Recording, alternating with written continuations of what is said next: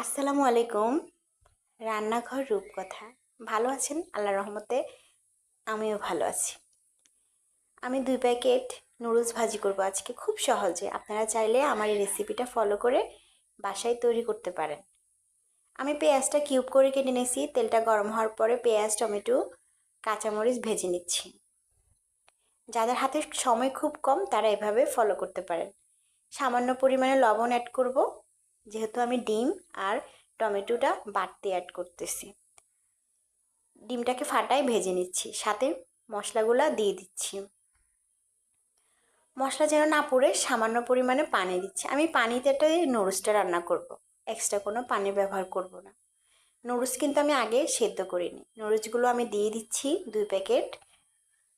নুডলসগুলো ভালো করে নাড়াচাড়া করে আরেকটু পানি অ্যাড করে দিয়ে আমি নুডলস রান্না করব। আমি একটু ধনেপাতা দিয়ে দিচ্ছি, ভালো একটা টেস্ট আসার জন্য, ঘ্রাণ আসার জন্য। নুডলস আমার হয়ে গেছে। আমি মাঝে মধ্যে নুডলসটা স্যুপ করেও খাই। যাদের হাতে সময় খুব কম তারা হাতের কাছে থাকা জিনিস দিয়ে নুডলস তৈরি করতে পারে। নুডলসগুলো বাটিতে নিয়ে নিলাম, সাথে ২ কাপ চা। সকালে যদি এরকম নুডলস হয়, সাথে চা হবে না, এটা কি হতে পারে? কখনোই না। ধোয়া ওঠা চা